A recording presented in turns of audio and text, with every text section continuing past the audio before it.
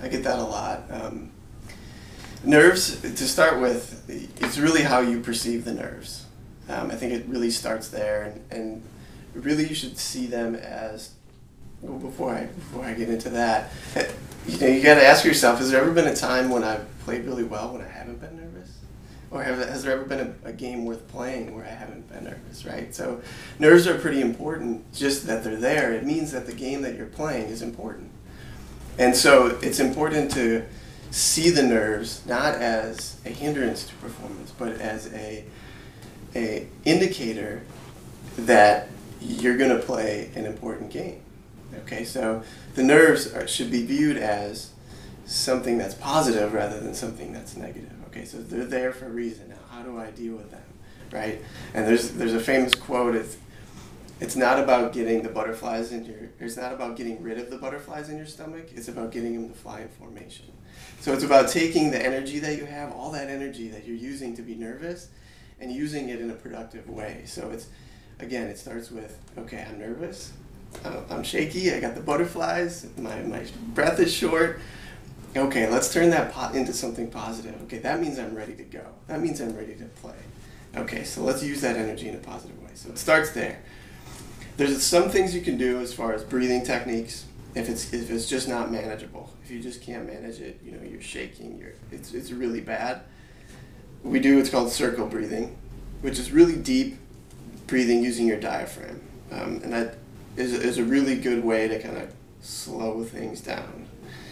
Because the game's going to start no matter what, right? It's going to happen. So you got to get yourself ready. And taking these deep breaths using your stomach rather than your chest, because when you breathe with your chest, you tend to tense up even more in your shoulders. So you use slow, deep breaths and just try to let it all out. Okay, you just want to relax, get rid of those nerves, but don't get rid of all of them because you need some of them to play, right? So again, it's really important to have those nerves, and it's how you look at them. Now, the breathing is one way to do it. There's other ways you can do. Some athletes I find will really respond well to what's called progressive muscle relaxation, which is when you, for example, you might squeeze your fist for a count of 10, and then you let them go. And you do it again as hard as you can for 10 seconds, and you let them go. And you start to build this understanding of where your muscles need to be, if they need to be super tense or super relaxed.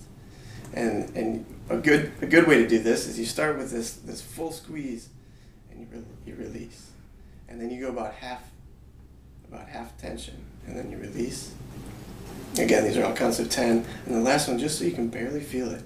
And what it does is it builds an awareness of how tense you really are and how relaxed you can get by just a simple technique. And really you can target different parts of your body. If you find it's in your hands, you can do that.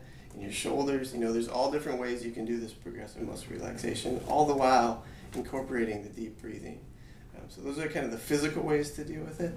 Again, the more mental ways are just how you perceive it, and being able to say to a teammate, I'm really nervous right now. And just having that camaraderie of, yeah, I'm nervous too. Well, let's use it to something good rather than, oh boy, this is a huge game and I'm really nervous and how are we going to do this? It tends to overwhelm. But if you have a partner or a group of people or even the whole team who, yeah, we're nervous, but you know what? We're going to use that in a positive way. It really makes a difference.